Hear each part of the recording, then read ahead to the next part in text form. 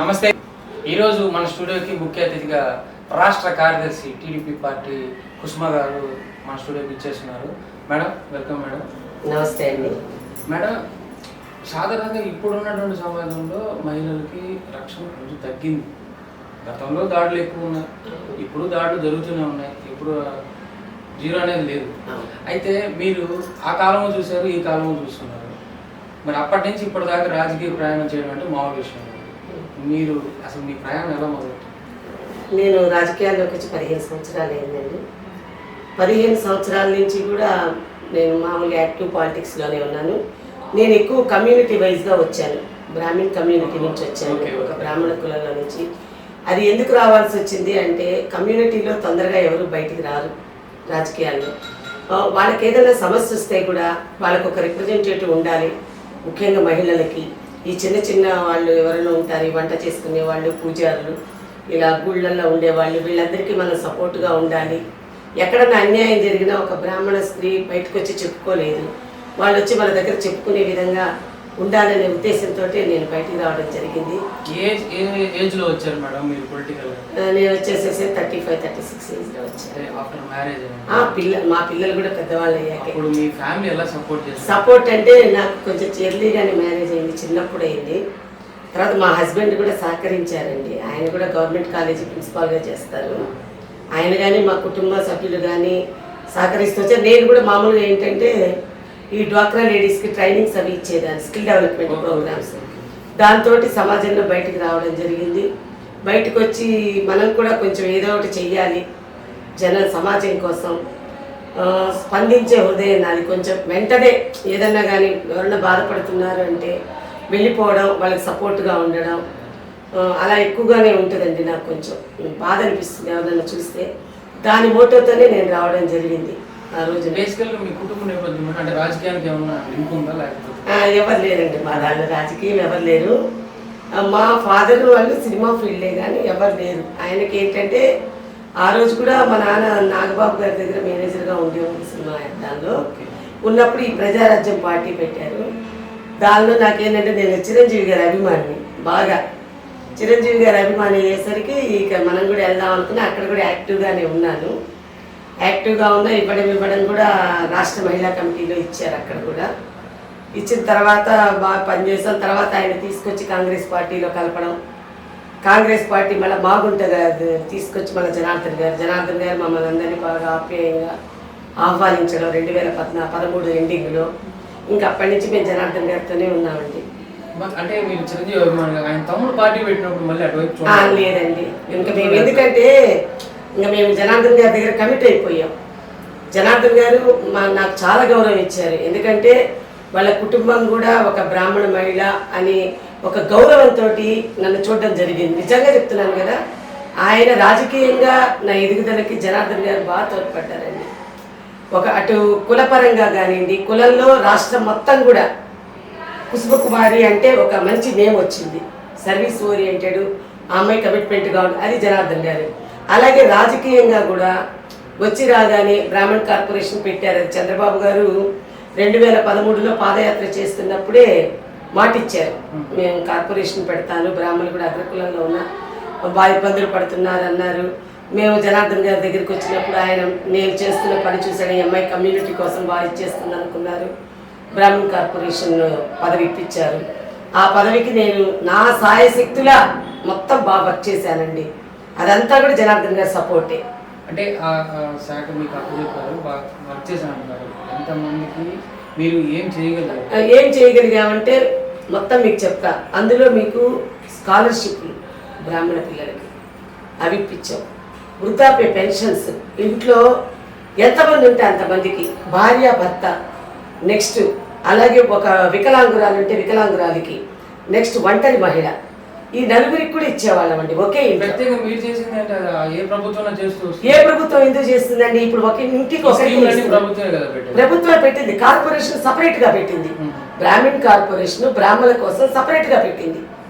ఇది నీకు ఏ ప్రభుత్వం కూడా ఇంట్లో ఉంటే ఒకరికే ఇస్తుంది పెన్షన్.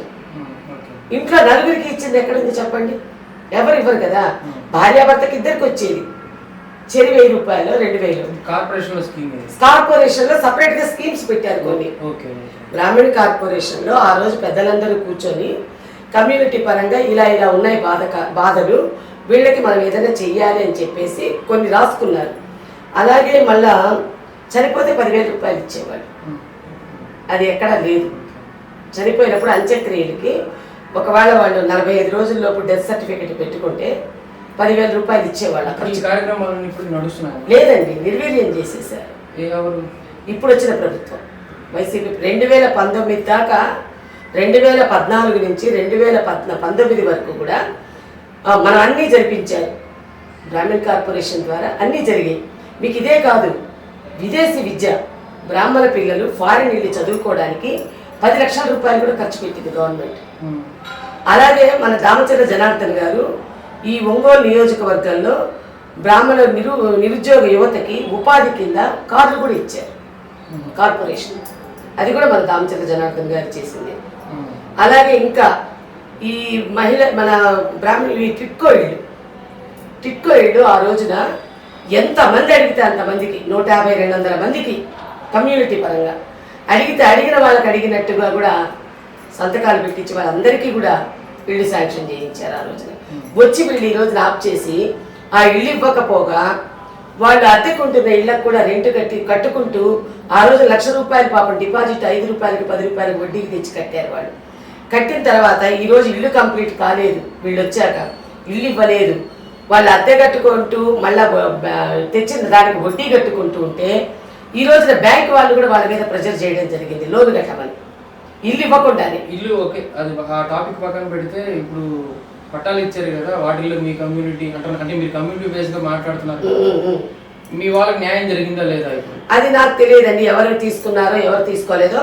కానీ నేను చెప్పేది ఒకటే, ఎప్పుడో 10 సంవత్సరాల తర్వాత ఈ పట్టా నీ పేరుతో మారుతుంది, నీ పేరుతో ఉంటుంది అని జనాన్ని మభ్యపెట్టారు. కానీ 10 సంవత్సరాల తర్వాత రాజెవడో రెడ్డెవడో ఈ ఉన్నవాళ్ళు ఉంటారో ఉండరో కూడా తెలియదు. ఇప్పుడు కడుపు నిండడం మనం చూసుకోవాలి, 10 సంవత్సరాల తర్వాత కాదుగా.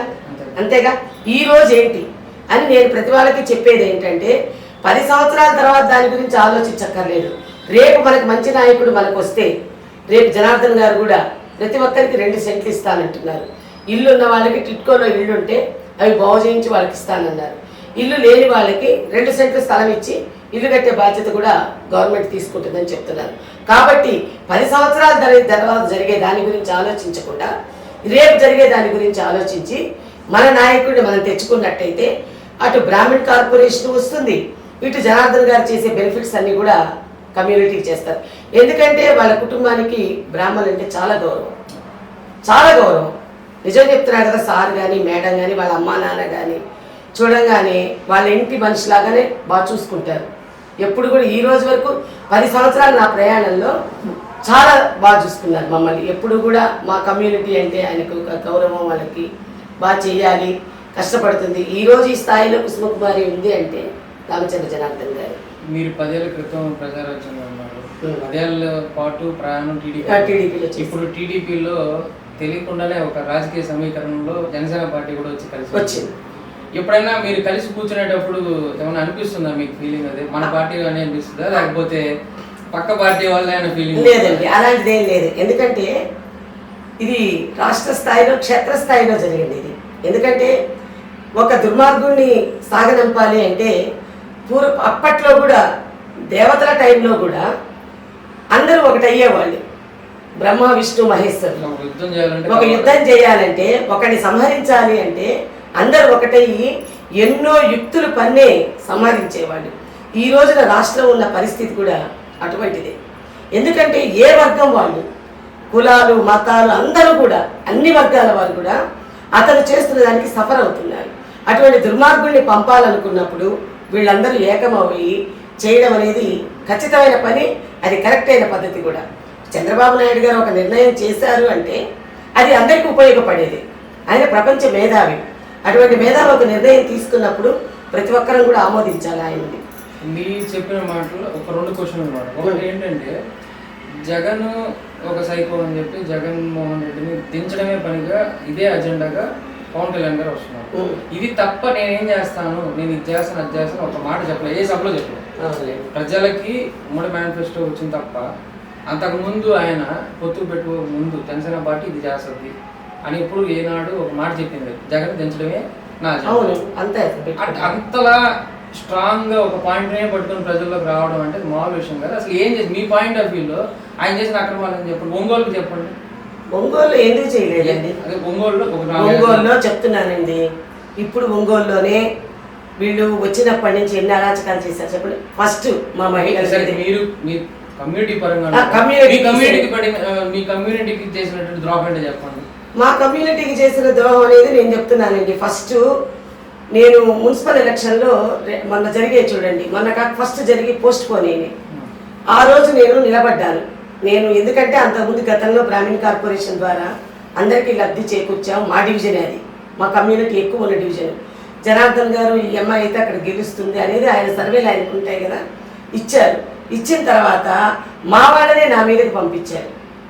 మా వాళ్ళతోనే నా మీద యుద్ధం చేయించి నా అప్లికేషన్ ఫామ్ లాక్కొని పోయి అసలు తలుపేసుకొని కమిషనర్ రూమ్లో అన్ని పోలీస్ స్టేషన్లో కేసు ఉందని చాలా బీభత్సం చేశారు, నన్ను కొట్టించాలని. అంటే ఇవన్నీ ఈ నాయకుడికి తెలియకుండానే జరిగాయండి, వాసు గారికి తెలియకుండానే జరిగాయా? ఆయన నాకు బ్రాహ్మణ్ అంటే గౌరవం అంటే అక్కడ కూర్చున్నది కూడా బ్రాహ్మణ మహిళేగా, బ్రాహ్మణ మహిళే కదా. ఇప్పుడు ఆ రోజున ఇప్పుడు మీకు తెలియకుండానే వాళ్ళకి తెలియకుండానే ఇవన్నీ జరిగాయి. నా మీద వచ్చి కూర్చొని అసలు ఫస్ట్ టైం సార్ నా మీద ఎప్పుడు కూడా ఎటువంటి కేసులు పోలీస్ స్టేషన్లు అనేది కూడా తెలియదు. ఒక మంచి కుటుంబం నుంచి వచ్చాను, ఒక మంచి అతనికి భార్యనయ్యాను, అట్లాగే మేము కుటుంబ పరంగా ఉద్యోగస్తురాలు భార్యగా ఉన్నాను. కాకపోతే సమాజంలో సేవ చేయాలని పిచ్చింది. ఆ పిచ్చితోటే నేనున్న నాయకులకు చెప్పుకోవడం, నేను కమ్యూనిటీకి చేసుకోవాలని నేను చెప్పుకుంటూ వచ్చాను. అలాంటిది ఆ రోజు సడన్గా పట్టుకొని మీద కేసు ఉంది అని మా వాళ్ళతోనే అనిపించాడంటే ఏమీ లేవండి అప్పటికి నా మీద. ఇవాళ సిఐ వాళ్ళని కూడా పోలీసుల్ని స్టేషన్లో సిఐ లేకుండా చేసి పాపం మా క్యాడర్ అంతా వచ్చారు, టీడీపీ వాళ్ళంతా. సాయంత్రం 4 దాకా కూర్చోబెట్టి నన్ను, అవతల అపోనెంట్ రావాలి కదా, వచ్చేదాకా కూర్చోబెట్టి 4 గంటలప్పుడు నన్ను లోపలికి పిలిస్తే పోగానే ఇది చూస్తూ ఉంటే స్క్రూటినీలో అంతకుముందు చెప్పారు ఆఫీసర్, నీదేం లేదమ్మా సంతకం పెట్టి తీసుకొని ఇది క్లారిటీగా ఉంది అని చెప్తే వీళ్ళు వచ్చి ఏది అని అప్లికేషన్ లాక్కొని పోయి, అంటే మా కమ్యూనిటీ వాళ్ళని వైసీపీగా ఉండే బ్రాహ్మణులు అంటే వీళ్ళు చెప్పకుండానే వాళ్ళు చేస్తారా? అక్కడ కూడా ఉంది బ్రాహ్మణ మహిళగా. అంటే అప్పుడు బ్రాహ్మణుల మీద బ్రాహ్మణులు ఉపయోగించావు, నువ్వు ఏ కులం వాళ్ళని ఆ కులం వాళ్ళ మీదకి ఉపయోగించారు. అప్పుడు బ్రాహ్మణులు అంటే గౌరవం ఎలా ఉన్నట్టు? తప్పే కదా అది. ఏడుస్తూ రాత్రి 10 గంటల వరకు అక్కడే ఉన్నానండి, న్యాయం జరగలేదు. ఈ రోజు వరకు కూడా నా అప్లికేషన్లో తప్పేంటో ఎవరు చెప్పలేదు. అలా చేశాడు అన్యాయం. నెక్స్ట్ రెండోసారి కూడా మొన్న ఎమ్మెల్సీ ఎలక్షన్స్ జరిగాయి. రెండోసారి ఎమ్మెల్సీ ఎలక్షన్ మొన్న జరిగాయి చూడండి. ఎమ్మెల్సీ ఎలక్షన్స్ జరుగుతున్నప్పుడు మొన్న కూడా ఈ దొంగ ఓట్లు అవి పోతూ ఉన్నాయని చెప్పేసి మేము అడ్డం తిరిగి నిలబడితే నన్ను కొట్టడానికి ఎస్సీ మహిళల్ని పంపించారు, లేడీస్ని. అప్పుడు గౌరవం అక్కడ బాస్ గారు కూడా అక్కడే ఉన్నారు, అక్కడే జరుగుతున్నాయి. అంటే మరి ఇప్పుడు ఆ రోజు మరి వాళ్ళందరూ ఆయన తెలియకుండా ఎలా జరుగుతుందండి? ఇప్పుడు మేమున్నాము, మేము ఒక పని చేస్తున్నాం అంటే మా నాయకుడికి చెప్తాం, నాయకుడికి చెప్పకుండా చేయంగా. అలాగే ఆయనకు అన్నీ తెలుసు. ఈ రోజు వచ్చి నిన్నగాక మొన్న నేను బ్రాహ్మణులు అంటే నాకు గౌరవము, ఇన్నాళ్ళు ఏమైపోయింది? 4 సంవత్సరాలు 9 నెలలు ఏమైపోయింది? ఈ 5 సంవత్సరాలు ఏమైపోయింది? వచ్చి నేను కమ్యూనిటీకి ఇది చేస్తున్నాను, హాల్ ఇచ్చాను, స్థలం ఇచ్చాను, అపరకర్మల సత్రం కట్టుకోవడానికి ఇచ్చాను. పివి నరసింహారావు విగ్రహం ఇప్పుడు గుర్తొచ్చిందా సార్ చెప్పండి? 5 ఎలక్షన్ ముందు పివి నరసింహారావు గారి విగ్రహం గుర్తొచ్చిందా? అప్పుడు చంద్రబాబు నాయుడు గారు 6 నెలల ముందు పసుపు కుంకుమ ఇచ్చారంటే అది డ్వాక్రా మహిళలకు ఇచ్చారు. ఎలక్షన్స్ ముందే కదా. ఇప్పుడు ఎలక్షన్స్ ముందు ఏ సంక్షేమం చేసినా ఏ పని చేసినా ప్రత్యర్థులు వాడుకునేది అదే పాయింట్. సరే చేసినప్పుడు చేసుకో. బ్రాహ్మణులకు నేను దండం పెడతాను, బ్రాహ్మణులు అంటే గౌరవం అంటే ఇక్కడ బ్రాహ్మణ మహిళలు ఏడిపించారు కదా, ఏడిపించారుగా. మరి అది చాలా తప్పు కదండి. నేను ఆ రోజు స్టేట్ పేపర్ తెప్పించి చూడండి, నా దగ్గర ఉన్న పేపర్లు కావాలంటే చూపిస్తా.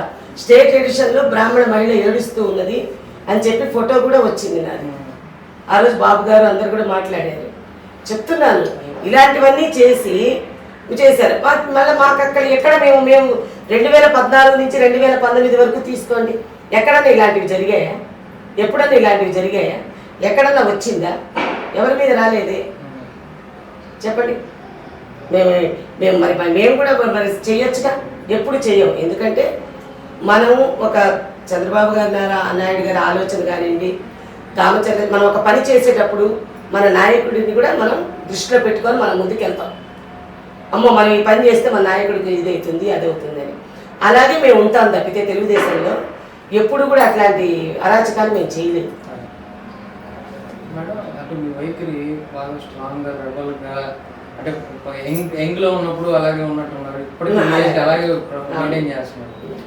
ఇంట్లోకి వెళ్ళేసరికి మిమ్మల్ని ఒక గృహిణిగా చూసినట్టు ఒక తల్లిగా చూస్తుంటారు. వాళ్ళు సడన్గా బయట ఇలాంటి ప్రెస్ మీట్లోను ఇంటర్వ్యూలో ఇంత అగ్రెసివ్గా మాట్లాడుతుంటే మళ్ళీ ఇంటికి వెళ్ళాక వాళ్ళు మీకు ఎలా సంపాదిస్తారు?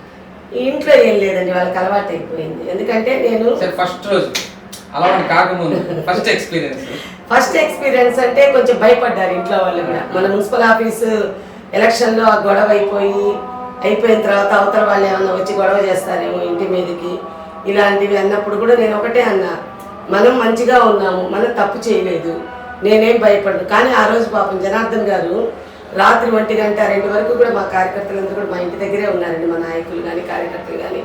అమ్మాయి ఒక్కతే ఉంటుంది, కొంచెం వాళ్ళిద్దరే ఉంటారు. మా పిల్లలు ఇక్కడ ఉంటారండి, వేరే కంట్రీలో ఉంటారు. అందుకని వాళ్ళిద్దరే ఉంటారు కదా, అపార్ట్మెంట్లో ఉంటారు. ఉండండి అంటే అందరూ ఉన్నారు సార్, 2 వరకు ఉన్నారు నా దగ్గరే ఆ రోజు నైట్. సార్ కూడా గంటకి ఫోన్ చేసి ఏంటమ్మా ఏంది ఏముండదులే అని చెప్పారు. కొంచెం అప్పుడు అనిపించింది కానీ తర్వాత ఇక నాకేం భయం లేదండి. ఈ 10 ఏళ్ళలో ఎప్పుడు ఫ్యామిలీ అన్లెస్ ఎందుకంటే మనం సర్వీస్ ఓరియంటెడ్గా వెళ్తూ ఉన్నాము, మనం ఎక్కడ తప్పు చేయలేదు, మనం ఎప్పుడు నిజాయితీగానే ఉంటాను, మాకు ఇబ్బంది లేదు ఫ్యామిలీ.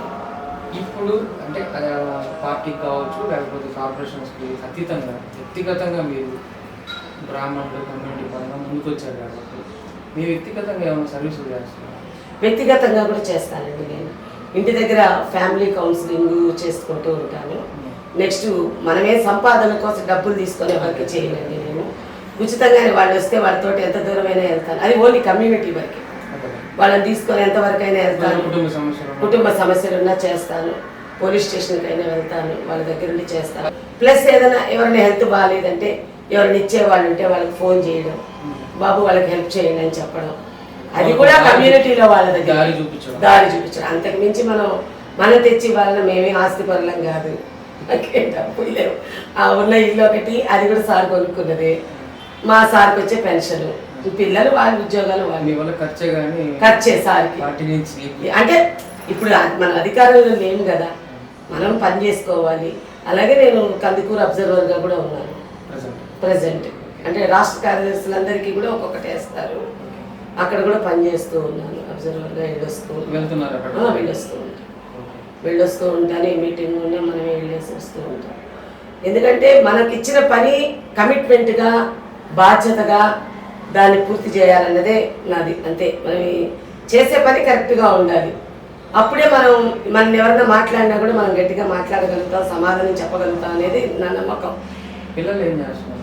మా పిల్లలు ఇద్దరు కూడా జాబ్ సాఫ్ట్వేర్. ఒక అబ్బాయి హైదరాబాద్ గూగుల్లో చేస్తాడు, ఇంకొక అబ్బాయి స్విట్జర్లాండ్లో చదువు అయిపోయింది, ఉద్యోగం చేస్తాడు. ఒక ఆయనకి అయిందండి, ఇంకొక అబ్బాయి ఇచ్చింది. నెక్స్ట్ ఇప్పుడు మన ఎలక్షన్స్ స్టార్ట్ అవుతున్నాయి, క్యాన్వర్సింగ్ కూడా చేస్తున్నారు, గట్టిగానే తిరుగుతున్నారు, ప్రతిదీ మీద బాగా స్ట్రాంగ్గా ఎన్కౌంటర్లు జరుగుతున్నాయి. అయితే బాలినేని శ్రీనివాసరెడ్డి గారు కొంచెం వేగం పెంచినట్టు అనిపిస్తుంది. గత 3 నెలల నుంచి కూడా ఆయన చెప్పినటువంటి మాట నిలబెట్టుకుంటూ వెళ్ళిపోతున్నాడు. అంటే గతంలో ప్రామిసెస్ ఏమైతే ఉన్నాయో మేబీ 4 సంవత్సరాలు మీరు అడగచ్చు, 4 సంవత్సరాల నుంచి కామ్గా ఉన్నాడు, ఇప్పుడు చేస్తున్నట్టు ఇప్పుడైనా చేస్తున్నారు కదా అనేది సంతోషపడే వాళ్ళు ఉంటారు. ఆయన అయితే నిలబెట్టుకుంటూ వెళ్ళిపోతున్నారు. మరి దీనికి సమాధానం మీరు ఏ స్టైల్లో వెళ్ళబోతున్నారు? సార్ ఇప్పుడు ఏముంది సార్, వాళ్ళ పార్టీ దాచుకున్నది ఇప్పుడు పెడతారు. కానీ జనము నిజమేంటో జనానికి తెలుసు. జనాలు కూడా ఉంటారు కదా మేడం, నాకు ఏదైతే వాడు ఎంత తిని నాకు పని చేస్తున్నారు అంటారు కదా, వాళ్ళు మీకు జవాబుగా ఏ పందాలు అవుతారు? మేము మాత్రం జనార్దన్ గారు వాళ్ళు కూడా సేవాకాలం చేస్తూ ఉన్నారు. ఎందుకంటే సార్ కూడా ఎవరి కష్టమన్నా ముందుంటున్నారు, వాళ్ళకి చేస్తున్నారు. అలాగే వాళ్ళు డీజే ట్రస్ట్ ద్వారా చాలా వరకు సర్వీస్ ఓరియంటెడ్గా ఉన్నారు, చేశారు. ఇంకా అంటారా, ఎప్పుడైనా సరే ఎక్కడైనా ఆయన చేసిన అభివృద్ధే కనపడుతుంది. ఎప్పుడు 2014 నుంచి 19 వరకు జనార్దన్ గారు అభివృద్ధి ధ్యేయంగా, అభివృద్ధి లక్ష్యంగా ముందుకెళ్ళి పనిచేశారు. ప్రజల గుండెల్లో ఆయన చిరస్థాయిగా అదే అభివృద్ధి, ఇంకా లేదు. ఇప్పుడు 19 తర్వాత 24 వరకు ఎక్కడ ఏమీ లేదు. మీరు అది కూడా గమనించండి. అంతకు ముందు లేదు, తర్వాత లేదు, అదొక్కటి మాత్రమే ఉంది. మీరు నిన్న మొన్నటి దాకా చెప్పుకున్నటువంటి పాయింట్ కూడా లేకుండా చేశారు. ఏమని? కొత్తపట్నం వెళ్ళే దారిలో బ్రిడ్జ్ అండర్ కన్స్ట్రక్షన్ ఆగిపోయింది, మా హయాంలో వేసాము, కొంచెం రోడ్ వేస్తే సరిపోతుంది దాని మీద, ఇప్పుడు దాకా వేయలేదు అని అన్నారు. ఇంకా ఆ మాట కూడా లేకుండా ఆయన రోడ్ వేసాము. అది ఎంత సార్, మేమంతా పోయి ధర్నాలు పోయి జనార్దన్ మిగిలింది మీరు కౌంటర్ ఇవ్వడానికి ఇంకేమున్నాయి? డెవలప్మెంట్స్ ఎక్కడ ఆగాయి అంటున్నాం. డెవలప్మెంట్స్ మేము చేసిందే కదా డెవలప్మెంట్, ఇంకా ఆయన చేసింది ఏముంది? డంపింగ్ యార్డ్ ఎవరు తెచ్చారు? జనార్దన్ గారేగా. మళ్ళీ అది మీకు ఒంగోలులో పార్కులన్నీ ఎవరేసారు? జనార్దన్ గారేగా. నెక్స్ట్ పోతురాజు కాలం ఒకప్పుడు ఎట్లా ఉండేది? నెక్స్ట్ నల్లబాబు అక్కడ మదర్ తెరీసా కాలనీ నుంచి అటు పోయేది, మొత్తం నీళ్లతో నిండి ఉండేవి. ఆ రోడ్లన్నీ వేయబట్టేగా, నీళ్లు నిలబడకుండా ఈరోజు ఉన్నారు. ఒకప్పుడు తుఫాన్ వస్తే లోతు నీళ్లలో తిరుగుతూ ఉండాల్సి వచ్చేది. 3-4 రోజులైనా కూడా నీళ్లు పోయేవి కాదు అంతకుముందు. జనార్దన్ గారు వచ్చిన తర్వాత ఇవన్నీ బాగు చేసి నీట్గా రోడ్లన్నీ వేసి చేసిన తర్వాత ఇప్పుడు తుఫాన్ వచ్చినా అంత ఎఫెక్ట్ ఎక్కడ కనపట్టలే. మీరు గమనించండి అది. ఒకప్పుడు మీకు ఫర్ ఎగ్జాంపుల్ చెప్తా, రంగారెడ్డి చెరువు పక్కన ఖాళీ స్థలం ఉండేది, ఇప్పుడు పార్కు. ఆ పార్కు స్థలంలో అందరు రాత్రిపూట కూర్చొని తాగుతూ చీట్ల ప్యాకలాడుకుంటూ చండాలంగా జరిగేది ఆ ఏరియాలో. సాయంత్రం పూట పోవాలంటే జనార్దన్ గారు వచ్చిన తర్వాత దాన్ని గాంధీ పార్కు చేస్తే అసలు ఎంత బాగుండేది అది. ఈ రోజు పోయి చూడండి వీళ్ళ ఎలా నిన్న కూడా పేపర్లో వచ్చింది, మీరు గమనించండి. ఒకప్పుడు గాంధీ పార్క్ ఎలా ఉంది, ఈ రోజు ఎలా ఉంది, అప్పుడు మెయింటెనెన్స్ ఎలా ఉంది, జనార్దన్ గారు పెట్టి మెయింటెనెన్స్ ఎలా చేశారు. ఈ రోజు మెయింటెనెన్స్ లేదు. ఆ పిల్లలు ఆడుకునే వస్తువులకు కూడా మెయింటెనెన్స్ లేదు. చక్కగా పచ్చగా ఉండేది, టీవీలో సినిమాలు వస్తూ ఉండేవి రోజు. అవి చూసుకుంటూ పెద్దవాళ్ళు, రిటైర్డ్ ఎంప్లాయీస్, పిల్లలు వీళ్ళందరూ కూడా చక్కగా అక్కడ బాగుండేది, ఆహ్లాదకరంగా. ఈరోజు వెళ్తున్నారు కానీ అక్కడ ఇవన్నీ ఉపయోగం లేకుండా చేశారు, మెయింటెనెన్స్ లేదు. మరి ఆ ఘనత జనార్దన్ గారిది కాదా? అటువంటి ప్లేస్ని తీసుకొచ్చి సుందరవనంగా తీర్చిదిద్ది ఒక అందరికీ ఉపయోగపడే ప్లేస్గా చేశారు కదా దాన్ని. మీరు అలాంటిది ఏం చేశారు? ఇక్కడ ఒంగోలు ఏం చేశారు అలాంటివి చెప్పండి ప్లేస్గా. మరి ఎన్ని పార్కులు, అవన్నీ జనార్దన్ గారు కట్టిన పార్కుల్ని ఈ రోజు వచ్చి మీరు రిబ్బన్ కటింగ్ చేసుకుంటున్నారు. ఇంకోటి చెప్తాను మీకు, అంబేద్కర్ భవన్ ఒకప్పుడు ఎలా ఉండేది? ఒకప్పుడు మీరు చూసారా? పాతలో మీరు చూడలే. జనార్దన్ గారు దాన్ని కొత్తగా చేశారు. అంబేద్కర్ భవన్ ఎంత బాగా కట్టారు చూడండి, కట్టారు. అది వీళ్ళు వచ్చి రిబ్బన్ కటింగ్ చేసుకున్నారు. అది జనార్దన్ గారు కట్టింది ఎందుకు? నెక్స్ట్ మీకు ఎన్టీఆర్ కళా పరిషత్ అది ఎంత అందంగా ఎంత బాగుంది చెప్పండి. చిన్న వాళ్ళు ఎవరైనా కానీ, ఒక పేదవాళ్ళు అయినా కానీ చిన్న ఫంక్షన్ చేసుకోవాలన్నా, లేకపోతే ఇలాంటి సంగీత కచేరీలు కానీ పెట్టాలనుకున్నా, కళారంగం వాళ్ళకి కానీ ఉపయోగపడాలన్నా దాన్ని ఉపయోగించుకోవచ్చు అనే ఉద్దేశంతో ఆ రోజు కట్టారు. ఈరోజు ఎంత బాగుంది అది. ఇటువంటిది ఏది మీరు చేసింది ఒకటి చెప్పండి. నేను చెప్తున్నా, ఇప్పుడు అంబేద్కర్ భవన్ తీసుకోండి, ఎన్టీఆర్ కళాక్షేత్రం తీసుకోండి, ఒంగోలులో పార్కులు తీసుకోండి, డంపింగ్ యార్డ్ తీసుకోండి, రోడ్లు తీసుకోండి, ఇవన్నీ ఎవరు చేసినవి? దామచర్ల జనార్దన్ గారు చేసింది. ఆయన అభివృద్ధి ఆయన ముందుకు పోనిస్తుంది. ఇన్ని చేస్తుంటే నిజంగా ఆయన హయాంలో డెవలప్మెంట్ నెక్స్ట్ టైం ఎలక్షన్ ఓడిపోవడానికి కారణం అంటే ఒక్కసారి అవకాశం అని రాజశేఖర్ రెడ్డి మోహన్ చూశారు అంతే. ఈయన ముద్దులు పెట్టి తల మీద చెయ్యి పెట్టి ఏదో ఉద్ధరిస్తాడనుకున్నారు, మోసపోయారు. అన్నీ కూడా అతను చేశాడు పాదయాత్రలో ఇచ్చిన హామీలు, మాట తప్పను మడవ తిప్పను ఏవేవో చెప్పాడు. వచ్చినప్పటి నుంచి మాట తిప్పడం మడవ తిప్పడం రెండూ చేస్తూనే ఉన్నాడు. ఎందుకు వేసాను రా బాబు, మనం తప్పు చేశాము అని ప్రజలందరూ కూడా తెలుసుకున్నారు. మీరు చూడండి, మీరు గమనించుకోండి, ఎవరినన్నా అడగండి, నాట్ ఓన్లీ మీరు ఎవరినన్నా అడగండి, ఎవరైనా ఇదే సమాధానం చెప్తారు. 100కు 99 మంది కూడా ఇలాగే చెప్తారు, మేము తప్పు చేసాం. తీసుకోవచ్చు, వాళ్ళు ఇచ్చినవి తీసుకోవచ్చు, తీసుకోకుండా ఎవరు ఉండరు, తీసుకుంటారు. కానీ అందరూ కూడా విరక్తి చెందున్నారు. మొన్న కూడా చూశారు, 3 పార్టీలు కలిపి మన చిలకలూరుపేటలో పెట్టిన సభకు కూడా 16 లక్షల మంది వచ్చారు. ఎక్స్పెక్టేషన్స్ 10-15 అనుకున్నది 16 లక్షల పైన వచ్చారు. రోడ్డు మీద కూడా నిలబడిపోయారు. ఆ సభకు సిద్ధం సభకు కూడా బాగానే వస్తున్నారు. ఎక్కడ వచ్చారండి సిద్ధం సభ? మీరు చూసారా? ఎక్కడ వచ్చారు? మా దానికి వచ్చినంత జనాదరణ ఎక్కడ? ఇప్పుడు మీకు ఒకటి ఫర్ ఎగ్జాంపుల్ అండి, మీరు తీసుకోండి, తెలుగుదేశం పార్టీలో జనార్దన్ గారు పిలిపిస్తే అందరూ స్వచ్ఛందంగా వచ్చేవాళ్ళు.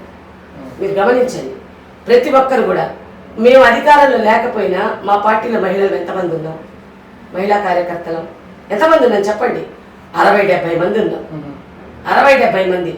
ఎన్ని కేసులున్నా ఎన్నున్నా కూడా ఒక్కరు కూడా భయపడు.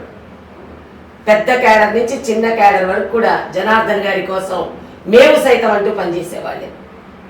అలా ఎక్కడున్నారు చెప్పండి? ఎక్కడున్నారు? అది అభిమానం. జనార్దన్ గారి సొంత క్యాడర్ ఒకటి ఉంది ఆయనకంటూ. ఆయన కోసం ఏదైనా సంసిద్ధం అనే క్యాడర్. మీరందరూ జనార్దన్ కోసం, దామచర్ల జనార్దన్ గారి కోసం చేస్తున్నారు. రేపు రాజకీయాల సమీకరణం వల్ల ఒకవేళ ఆయన పార్టీ మారితే మీరు అందరూ అట్ట వెళ్తారా, ఇక్కడే ఉంటారా? అది చెప్పండి. మీరు పార్టీకి సర్వీస్ చేస్తున్నారు, దామచర్ల జనార్దన్ బాబు సర్వీస్ చేస్తున్నారు. మేము దామచర్ల జనార్దన్ గారు పార్టీ అనేది చంద్రబాబు నాయుడు గారండి, అక్కడ ఉంటారు. కానీ మాకంటూ జనార్దన్ గారు, మాకంటూ మాకంటే ఎలా చెప్పాలి మీకు? ఇప్పుడు మేమంటూ ఈ స్థాయిలో ఉన్నాం, మేమంటూ ఇలా ఉన్నాము అంటే ఇప్పుడు మీరు నేనే కూర్చోను, ఇక్కడ మీరున్నారు, మీ ఎండి నాకు సంబంధం లేదుగా, మీరు నేనేగా మాట్లాడేది. మాకు ఎక్కువ ఉండేది ఎవరితో ఉంటుంది? అటాచ్మెంట్ దామచర్ల జనార్దన్ గారితో, వాళ్ళ కుటుంబ సభ్యులతోటి ఉంటుంది. కాబట్టి మేమంటూ దామచర్ల జనార్దన్ గారు అనుకుంటూ ఉంటాం. ఆయన కూడా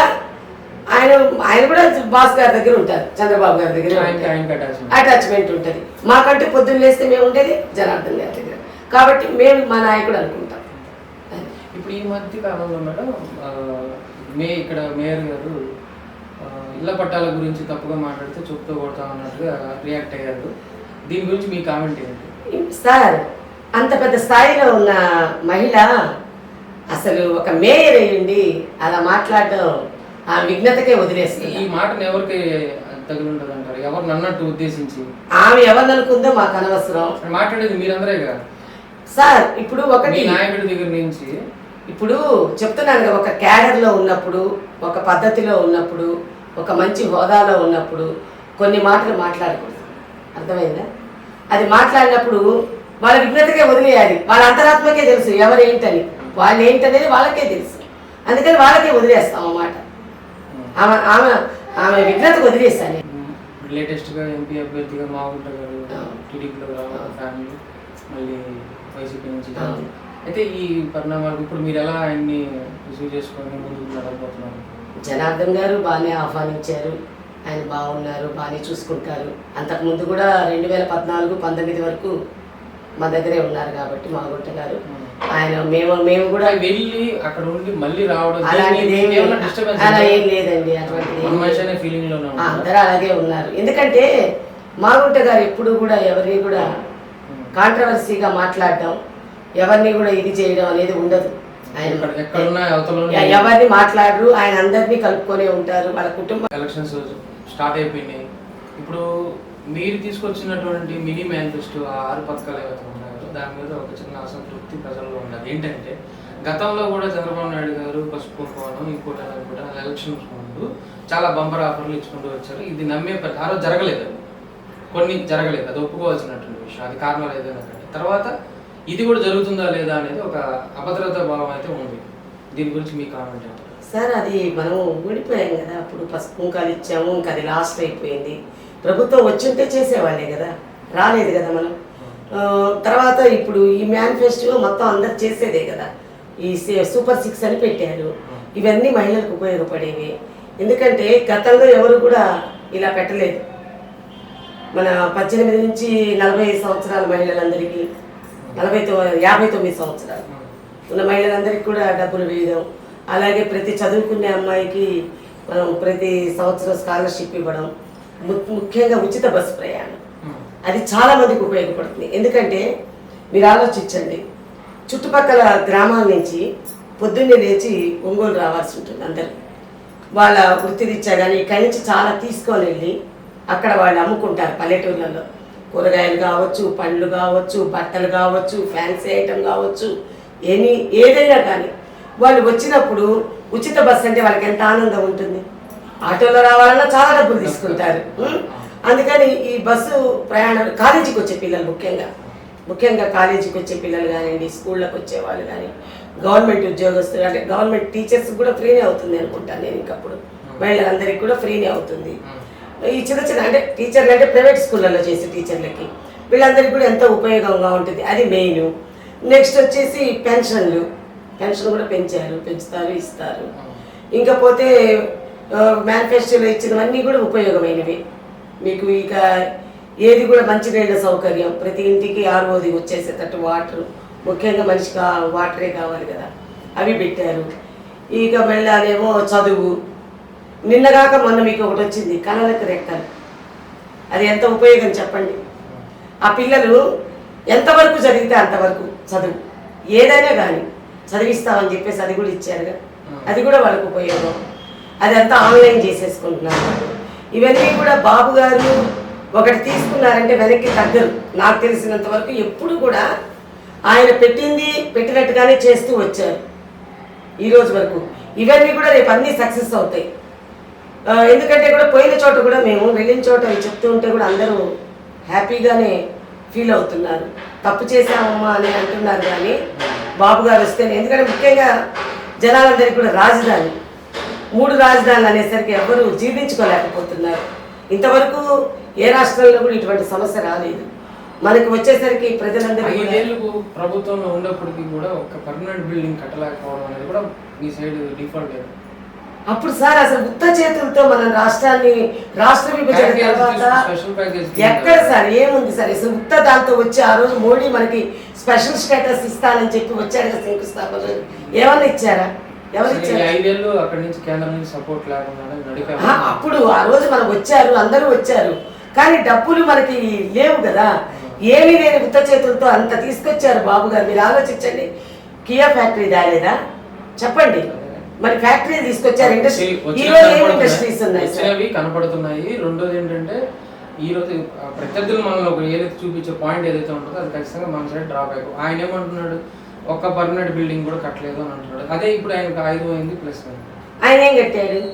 ఆయన కట్టాడు లేదు, ఆయన కట్టాడా? ఇప్పుడు చేసిన దాని గురించి మాట్లాడరు సార్ ఎవరు కూడా. నువ్వు ఏమీ చెయ్యకపోగా వీళ్ళేం చేయలేదు అనడం తప్పు కదా. మాకు ఆ విజ్ఞత ఉందండి, నాకు ఆ విజ్ఞత ఉంది. మేము మాట్లాడాం ఒకళ్ళ గురించి. అందులో తెలుగుదేశం పార్టీ మహిళలు గౌరవించే పార్టీ. మేము ఎప్పుడు తక్కువగా మాట్లాడాం, మాకు అవసరం లేదు. మేడం ఎప్పుడు లేనంత విధంగా మరింత బలంగా దామచర్ల జనార్దన్ గారితో పాటు తన సతీమణి కూడా ప్రజల్లోకి వెళ్తూ ఉన్నారు. మరి మీరు ఆవిడ వెంట ఏ విధంగా బలం సమకూర్చి ప్రజల్లోకి తీసుకెళ్ళిపోతున్నారు? అసలు మేడం డైనమిక్ సార్. అసలు మేడం గురించి మనం చెప్పాల్సిన అవసరం లేదు. ఆవిడ స్పందిస్తారు, మహిళల పట్ల ఉన్నది ఏదైనా సరే ఆదరణగా చూసుకుంటారు. దామచర్ల జనార్దన్ గారి వెన్నంటే ఆయన ఆలోచన విధానానికి తగ్గట్టుగా మేడం గారు కూడా ఎప్పుడు కూడా ఎలక్షన్ అంటే మేడం కష్టపడతారు. ఎక్కడ ప్రతి చోట వెళ్ళినా కూడా ఆమెకి జన నీరాజనాలు పలుకుతున్నారు, వాళ్ళ సమస్యలు చెప్పుకుంటున్నారు. ఆవిడ కూడా చాలా ఓపికగా ప్రతి దగ్గర కూడా వాళ్ళని పిలిచి మీకేంటమ్మా, ఎలా ఉంది, ఏంటి అని బైనంగా అన్ని అడుగుతున్నారు. వాళ్ళు కూడా చెప్పుకుంటున్నారు. ఎక్కడికి వెళ్ళినా చూడండి, మీరు ఏ డివిజన్కి వెళ్ళినా కూడా మేడంకి మహిళలు నీరాజనం పలుకుతున్నారు. అంటే దాన్ని బట్టి మీకు అర్థమవుతుంది మహిళా ఆదరణ ఎలా ఉంది. ప్రతి చోట కూడా అవదే చెప్తున్నారు, మీకేంటమ్మా చెప్పండి, ఎలా ఉన్నారు, మేము చేస్తాం. అంటే మేము వచ్చాక చేస్తాం అనడం వేరు, మీకేంటి ప్రాబ్లం ఇప్పుడు చేస్తాం అనడం వేరు. కానీ ఆవిడ మేడం గారు ఇదే పంతాలు వెళ్తున్నారు, మీకేం కష్టం ఉందమ్మా అని మాట్లాడుతూ ఉన్నారు. అంటే అది మనకి ఎంత చూడండి, అందుకే జనాలు ఎక్కువ వస్తున్నారు. ఆవిడ బాగా చక్కగా వైనంగా వాళ్ళని కూర్చోబెట్టుకొని మాట్లాడి, అమ్మాయి ఏంటి పరిస్థితులు, ఎలా ఉన్నారు, మీకు సత్యలత గారు ఒక్కరే ఉన్నారు, అటు పక్క అత్తా కోడలు ఇద్దరు తిరుగుతున్నారు. సత్యలత గారు ఒక్కరే ఉన్నారంటే వాళ్ళకి కోడలు వచ్చింది. మేడం గారు వాళ్ళ పిల్లలు చిన్న పిల్లలు కదా, ఆమె కోడలు ఉంది కాబట్టి కోడలు ఏమి లేదు, అదేం లేదు. అలా ఎందుకు అవుతుందండి? ఇప్పుడు మేడం గారి పక్కన మేమందరం ఉన్నాం కదా, వాళ్ళ కుటుంబ సభ్యులమే కదా. ఏ డివిజన్లోకి వెళ్తే ఆ డివిజన్లో వాళ్ళందరూ ఉంటున్నారు మొత్తం మేడం చుట్టూ. ఎందుకంటే ఒకటి గుర్తు పెట్టుకోండి, మందగా వెళ్లాల్సినంత అవసరం మాకు లేదు. మేడం గారు ఒక్కరిలా అక్కడ జనం చూసుకోండి, పుట్టలు వస్తున్నారు ఈ డివిజన్లోకి వెళ్ళినా కూడా. మేడం చెప్పే పద్ధతి, మాట్లాడే పద్ధతి అంతా బైనంగా జనానికి అర్థమవుతోంది. అలా కాకుండా వెళ్ళారు, ఏమైంది అక్కడ జనం ఎవరు వస్తున్నారు చెప్పండి, వాళ్ళ వైపు జనం ఎక్కడ ఉన్నారు, మాకు జనం ఎలా వస్తున్నారు, మహిళలు ఎలా వస్తున్నారు ప్రతి చోట. మేడం ఏంటంటే కూర్చొని చక్కగా మాట్లాడుతున్నారు, వాళ్ళ సమస్యలు అడిగి వాళ్ళ ప్రాబ్లమ్స్ తెలుసుకొని, మేమేమో ఇది చేస్తాం అది చేస్తామని మాట్లాడుకొని చక్కగా వాళ్ళది అనుకూలంగా మాట్లాడి మనం జనం దగ్గరికి వెళ్తూ ఉన్నాం ఈ రోజున. అలాగే ప్రతి డివిజన్ కూడా అవి టచ్ చేస్తూ ఉన్నారు, స్లమ్ ఏరియాస్ టచ్ చేశారు, రూరల్ వెళ్తున్నారు. ఇది వెళ్ళినందువల్ల ఏంటంటే జనానికి ఇక్కడ ఈ సమస్యలు ఉన్నాయి, ఇక్కడ ఇలా ఉంది, ఎక్కడ అలా ఉంది అని కూడా తెలుసుకోగలుగుతున్నారు. వాళ్ళ కష్ట సుఖాల్లో ఒక కుటుంబ సభ్యురాల్లాగా మాట్లాడుతున్నారు ఆవిడ, అంతే కదా. అలా చక్కగా మేడం వెళ్తున్నప్పుడు మనకి వచ్చే కదా జనాలందరికీ కూడా ఆదరణ కూడా మహిళలు కూడా మేడం దగ్గరే బాగా ఎక్కువగా ఉన్నారు. మీరు అది గమనించుకోండి. నాగసత్యలత గారు ఏంటంటే మనసున్న మనిషి, ఎందుకంటే డీజే ట్రస్ట్ ద్వారా కూడా అందరికీ సహాయం చేస్తూ ఉన్నారు. కష్టం అన్న చోట వెళ్తున్నారు, పరామర్శలు చేస్తున్నారు. అలాగే ప్రతి డివిజన్లో మహిళల్ని టచ్ చేస్తున్నారు, మహిళలతోటి వాళ్ళ నాగసత్యలత గారు ముఖాముఖి మాట్లాడుతున్నారు. ఇవన్నీ కూడా ఆమె మంచితనానికి, నెక్స్ట్ ఒక పార్టీకి మనం కూడా జనార్దన్ గారి తోడుగా నేను కూడా చేయాలనే దృక్పథంతో మేడం చేస్తున్నారు. అది కూడా చాలా మైలేజ్ మనకి ఉంది. మేడం మాతో చర్చించినందుకు చాలా థ్యాంక్ యూ. ఓకే అండి, థ్యాంక్ యూ, నమస్తే.